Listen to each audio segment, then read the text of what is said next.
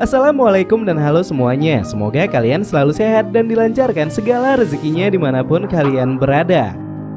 Film yang akan kita bahas kali ini berjudul Kannai Nambate yang rilis di tahun 2023. Film ini merupakan film misteri India yang menceritakan tentang pembunuhan seorang wanita yang dibunuh di dalam rumahnya. Seiring berjalannya proses penyelidikan, muncul beberapa kasus lain yang akhirnya mengungkap kisah pembunuhan yang terjadi 20 tahun yang silam. Film India berbahasa Tamil ini disutradarai oleh M. Umaran dan dibintangi Udayanidhi Stalin Srikan Prasana Bhumika sebagai tokoh utamanya.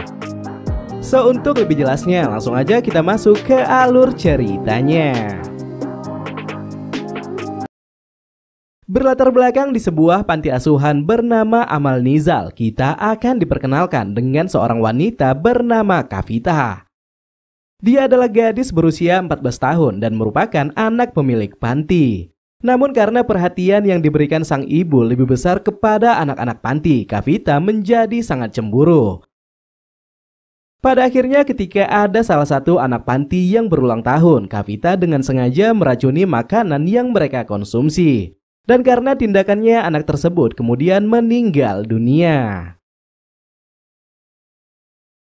Singkatnya, setelah mengetahui kekacauan yang terjadi adalah ulah sang anak, sang ibu berniat untuk melaporkan Kavita ke kantor polisi.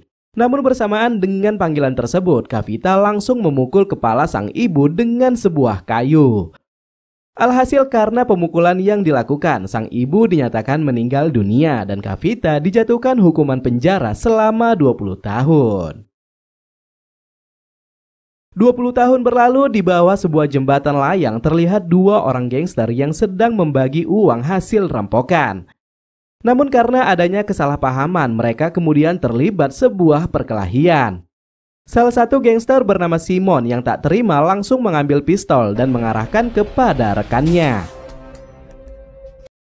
Di tempat lain kita akan diperkenalkan dengan seorang pria bernama Arun. Saat ini Arun sedang terlibat hubungan asmara dengan seorang wanita bernama Divya. Divya adalah putri pemilik kontrakan dari rumah yang ditempati Arun. Dan singkatnya, setelah hubungan mereka diketahui, ayah Divya yang tidak setuju langsung mengusir Arun dari rumah mereka. Karena pengusiran tersebut terjadi secara tiba-tiba, Arun kemudian meminta tolong kepada temannya yang bernama Jagan untuk mencarikan rumah baru. Akhirnya setelah berkeliling cukup lama, mereka mendapatkan sebuah rumah atas bantuan dari seorang agen bernama Sanlokes. Sanlokes mengatakan kepada Arun jika rumah tersebut sebenarnya masih dihuni oleh seorang pria bernama Somu. Namun beberapa hari lagi Somu akan pindah ke luar kota. Di malam hari, Somu mengajak Arun dan Jagan pergi ke sebuah bar untuk sekedar merayakan kedatangan mereka. Singkatnya, saat sudah tiba di sana, Arun permisi keluar karena harus menjawab panggilan dari Divya.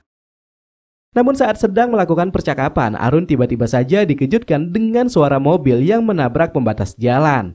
Dan saat sudah mendekatinya, ternyata orang yang ada di dalam mobil tersebut adalah Kavita, wanita yang melakukan pembunuhan 20 tahun yang lalu. Karena keadaannya yang tidak stabil, Kavita kemudian meminta tolong kepada Arun untuk mengantarkannya pulang. Dan dari percakapan singkat mereka, diketahuilah jika Kavita kini telah berubah.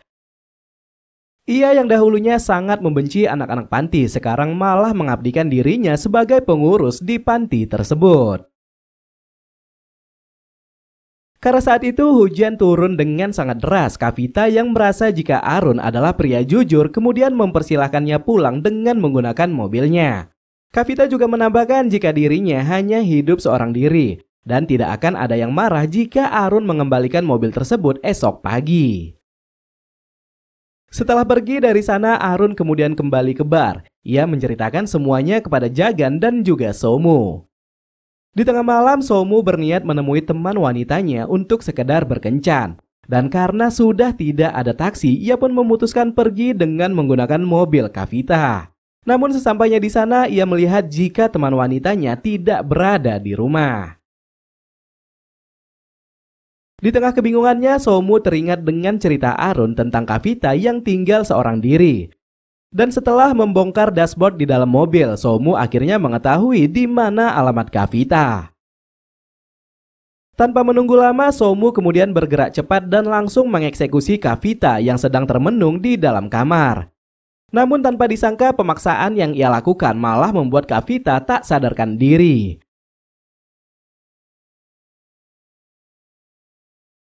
Keesokan pagi, saat Arun hendak memulangkan mobil tersebut, ia tiba-tiba saja dikejutkan dengan penemuan jasad Kavita yang ada di dalam bagasi mobil. Karena panik dan tidak tahu apa yang terjadi sebenarnya, Arun kemudian memanggil Somu untuk melihatnya. Merasa ada hal yang tak beres, Arun berniat melaporkan kejadian tersebut ke kantor polisi. Namun mendengar hal itu, Somu langsung melarangnya. Somu mengatakan jika Arun menyerahkan dirinya ke kantor polisi, dia pasti akan dikambing hitamkan dan ditetapkan sebagai pelaku pembunuhan. Karena bagaimanapun jika kepolisian gagal melakukan investigasi, mereka akan mengambil jalan singkat untuk menutup kasus tersebut. Di saat genting itu, Arun teringat dengan kamera CCTV yang terpasang di rumah Kavita. Ia berpikiran jika bisa mendapatkan rekamannya maka semuanya bisa terungkap. Namun untuk bisa masuk ke rumah Kavita, Arun harus menggunakan jumper agar tidak terdeteksi kamera CCTV. Dan pada akhirnya ia pun mendatangi toko elektronik untuk mendapatkan alat tersebut. Namun tanpa disangka pemilik toko malah berniat menjebak Arun. Setelah ia memberikan alat jumper, ia kemudian memerintahkan rekannya bernama Karte untuk mengikuti Arun. Karena bagaimanapun penggunaan alat tersebut merupakan sebuah tindak kriminal. Di malam hari, Arun dan Somu kini telah tiba di kediaman Kavita. Dengan menggunakan jumper yang baru saja ia dapatkan, Arun kemudian masuk ke dalam rumah dan langsung memeriksa kamera CCTV. Namun saat sudah berada di ruang server, ia melihat jika hard drive CCTV ternyata sudah menghilang. Sedangkan di luar, Somu tiba-tiba saja didatangi anjing liar yang terus menggonggong karena mencium jasad Kavita. Karena panik, Somu kemudian menghidupkan mobil dan pergi dari tempat tersebut. Namun naas saat sudah berada di persimpangan, ia malah menabrak seorang pria dan membuat pria itu tewas seketika. Arun yang gagal mendapatkan rekaman CCTV langsung keluar dan hendak menemui Somu. Namun setibanya di sana, ia melihat jika Somu sudah berada di persimpangan jalan dengan mayat seorang pria. Setelah Somu menjelaskan semuanya, mereka kemudian mengangkat jasad pria tersebut ke mobil yang ia gunakan. Dan pada saat yang bersamaan, mereka malah menemukan seorang wanita yang tergeletak di bangku tengah. Melihat reaksinya yang sangat ketakutan, Arun meminta wanita tersebut menjelaskan apa yang sebenarnya terjadi kepada mereka. Dan melalui cerita yang disampaikan, kita kemudian flashback ke beberapa menit yang lalu. Wanita tersebut bernama Aparna. Ia merupakan pegawai di salah satu perusahaan IT. Setiap malam ketika pulang kerja, Aparna merasa jika pria yang ditabrak Somu selalu menguntitnya. Pria itu bahkan dengan sengaja menabrak sepeda motor Aparna. Dan setelahnya, ia kemudian dibawa ke sebuah tempat yang sepi untuk dieksekusi. Namun sebelum hal itu terjadi, Aparna yang masih tersadar langsung memberikan perlawanan. Dan di saat ia melepaskan tendangan, Somu tiba-tiba melintas dan langsung menabrak pria tersebut. Sadar jika Aparna tidak bersalah, Arun berinisiatif untuk mengantarkannya pulang. Dan sebelum pergi dari sana, Somu juga memberikan saran agar Aparna tidak bercerita tentang tabrakan tersebut. Dan jika ada yang menanyakan motornya, katakan saja itu hilang di pusat perbelanjaan. Di sisi lain, tanpa sepengetahuan mereka, Karte ternyata merekam semua kejadian tersebut. Untuk menyamarkan barang bukti, Somu memiliki ide agar membuang kedua jasad dari jembatan layang. Nantinya jika kepolisian melakukan investigasi, mereka akan menganggap jika keduanya tewas karena tertabrak. Jasad pria yang ditabrak Somu mereka lempar dan menghantam sebuah truk angkutan barang. Sedangkan saat hendak membuang jasad Kavita, tiba-tiba saja ada sebuah bajai yang menghampiri mereka. Pada akhirnya, walaupun belum ada mobil yang melintas, mereka pun dengan cepat membuang jasad Kavita.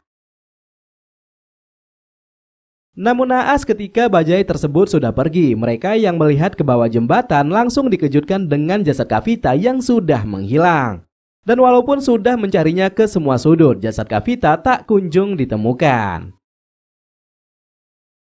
Di kediaman Aparna, Aparna didatangi oleh pihak kepolisian. Ternyata beberapa jam yang lalu, kepolisian yang melakukan operasi curanmor berhasil menemukan sepeda motor tanpa surat. Saat dimintai keterangan, Aparna berbohong dan mengatakan jika motornya hilang di pusat perbelanjaan. Namun ketika tersangka menceritakan kejadian yang sebenarnya, Aparna tak punya pilihan lain untuk berterus terang.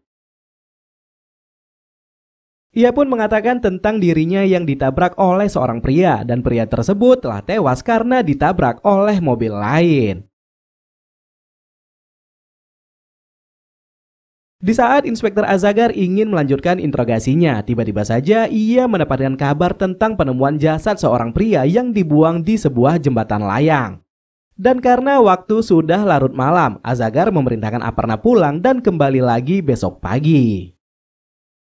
Sesampainya di TKP, Azagar yang melihat wajah korban tak menyangka jika pria yang tewas saat itu adalah putranya sendiri yang bernama Ragu. Di sisi lain, Arun yang juga berada di sana akhirnya sadar jika pria yang mereka buang adalah sepupu Divya. Karena selama ini ia juga mengetahui jika Inspektur Azagar adalah paman kandung Divya. Untuk menemukan siapa pelakunya, Inspektur Azagar kembali memerintahkan anggotanya untuk menjemput Aparna. Namun sesampainya mereka di sana, anggotanya malah mendapatkan kabar jika Aparna telah menghilang.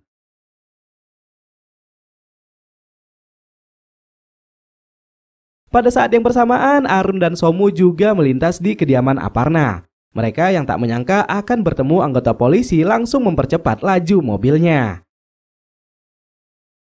Somu yang sadar jika plat mobil yang mereka gunakan sudah diketahui oleh pihak kepolisian, memutuskan memulangkan mobil tersebut ke kediaman Kavita.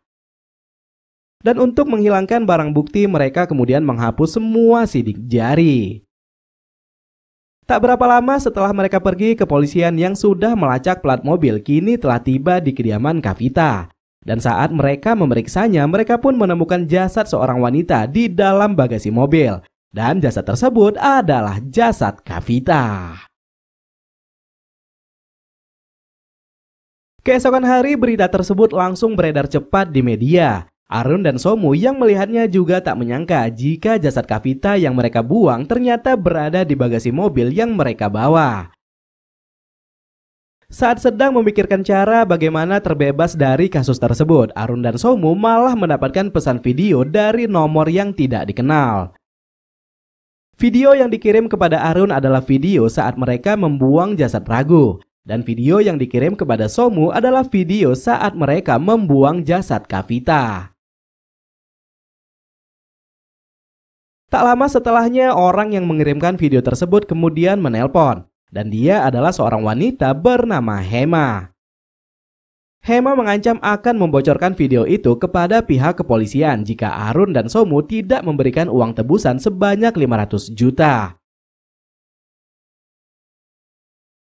Merasa mustahil untuk mendapatkan uang yang diminta Hema, Arun kepikiran untuk menyelidiki jasad Kavita yang sempat menghilang. Dan melalui kamera CCTV yang ada di sekitar jembatan, terlihatlah seorang pria yang membawa jasad Kavita dengan sebuah mobil.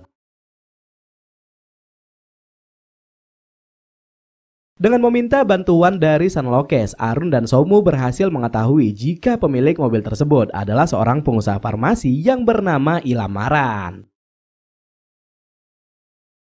Somu kemudian mengancam Ilamaran dengan video yang ada di rekaman CCTV. Dan jika ia tidak mau video itu tersebar, ia harus memberikan uang tebusan sebanyak 600 juta. Awalnya Arun sempat bingung dengan nominal yang diberikan Somu. Namun dengan santainya Somu mengatakan jika mereka juga harus mengambil kesempatan dari semua kejadian tersebut. Di sisi lain, Ilamaran yang tak terima dengan pemerasan itu kemudian meminta tolong kepada seorang gangster bernama Simon. Ia memerintahkan Simon agar membunuh Arun dan Somu setelah ia memberikan uang tebusan. Namun bukannya melakukan apa yang diperintahkan, Simon malah melarikan uang tebusan dengan bantuan rekannya.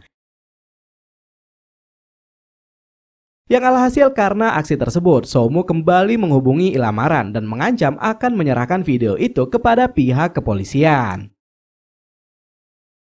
Sementara itu, mereka yang tidak punya waktu lagi akhirnya memutuskan menemui Hema tanpa membawa uang sedikit pun. Dan di saat Arun berhasil menjatuhkan pistol yang dibawa Hema, tanpa disangka Somu yang berhasil merebut pistol tersebut malah mengarahkannya kepada Arun. Dan bersamaan dengan cerita yang disampaikan oleh Somu, scene flashback kemudian diperlihatkan. Ternyata Somu dan Hema adalah sepasang kekasih. Kekacauan tersebut semua berawal dari Somu yang saat itu hendak berkencan dengan Hema di tengah malam. Ia yang saat itu kecewa karena Hema tidak berada di rumah, akhirnya memutuskan mendatangi Kavita. Singkatnya, saat berada di kediaman Kavita, Somu tak menyangka jika aksi yang ia lakukan malah membuat Kavita harus kehilangan nyawanya. Hema yang dikabarkan tentang kejadian tersebut memerintahkan Somu untuk membawa jasad Kavita ke bagasi mobil. Mereka kemudian berencana mengkambing hitamkan Arun atas semua insiden yang terjadi. Pada akhirnya setelah semua masalah menjadi besar, Cartier yang diam-diam merekam semua kejadian tersebut memutuskan melakukan pemerasan. Namun sadar jika Arun pasti tidak memiliki uang sebanyak yang ia minta, Somu dan Hema menawarkan kerjasama dan menyusun rencana lain dengan melakukan pemerasan kepada Ilamaran. Dan untuk menghambat penyelidikan kepolisian, Somu juga memerintahkan Hema agar menculik Aparna. Setelah menjelaskan semuanya, Arun menjadi sangat marah. Dan saat ia sudah menguasai keadaan, Somu yang tak punya pilihan lain kemudian memilih kabur dari sana. Sadar jika Somu dan Hema akan kembali memeras Ilamaran, Arun memutuskan untuk mendatangi Ilamaran sebelum mereka tiba. Dan pada akhirnya saat melakukan penyelidikan, Arun pun dibuat terkejut ketika mengetahui Ilamaran menjemput seorang wanita yang tak lain adalah Kavita. Untuk menjawab rasa penasarannya, Arun langsung mengikuti mereka. Dan setelah beberapa lama melakukan pengejaran, mereka pun tiba di panti asuhan Amal Nizal. Di sana Arun melihat jika Kavita sedang memberikan instruksi kepada petugas medis untuk menaikkan gadis remaja yang pingsan ke sebuah bus. Selanjutnya mereka kemudian dibawa ke sebuah rumah yang ternyata di dalamnya sudah dijadikan sebagai laboratorium. Arun yang melihat semuanya langsung memfotonya dan mengirimkannya kepada Divya. Dan setelahnya ia pun meminta tolong kepada Divya untuk meneruskannya kepada Inspektur Azagar. Selanjutnya Arun kemudian masuk dan langsung menyerang Ilamaran. Dan di saat yang bersamaan Ilamaran juga mendapatkan panggilan dari Somu. Arun yang memang membutuhkan Somu untuk diserahkan ke kantor polisi menyuruh Ilamaran agar memanggil mereka untuk segera datang. Pada akhirnya ketika Arun sudah menguasai keadaan, ia pun memaksa Kavita untuk berterus terang. Dan dari cerita yang disampaikan Kavita, barulah fakta yang sebenarnya terungkap. Sebenarnya wanita yang ada di hadapan Arun saat ini bukanlah Kavita, melainkan saudari kembarnya yang bernama Savita. 20 tahun lalu saat terjadi kasus pembunuhan kepada sang ibu, pelaku sebenarnya bukanlah Kavita, melainkan Savita.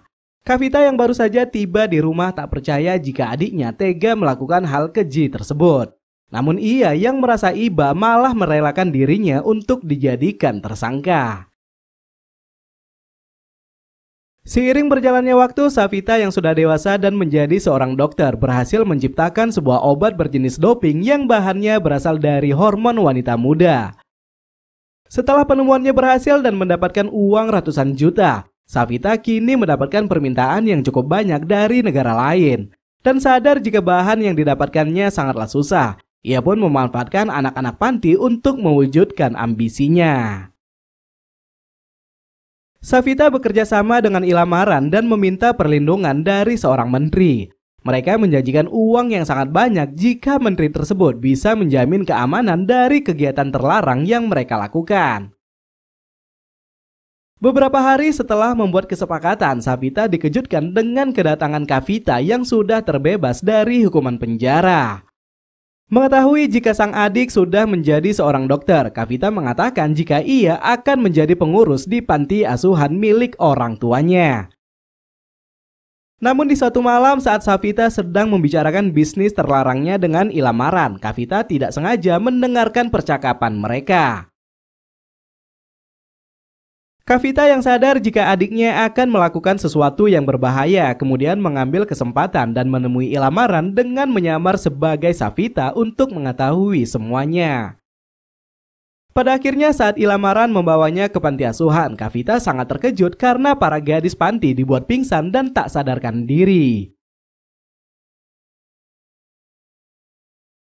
Di saat yang bersamaan, Savita yang sudah terbangun langsung menelpon Ilamaran. Ia mengatakan jika yang bersamanya saat ini adalah Kavita.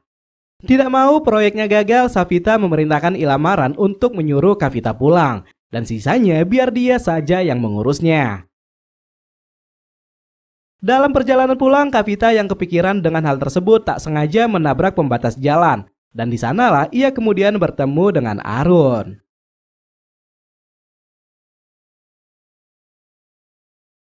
Sesampainya di rumah, Savita yang sadar jika Kavita akan menjadi biang masalah memutuskan langsung membunuhnya.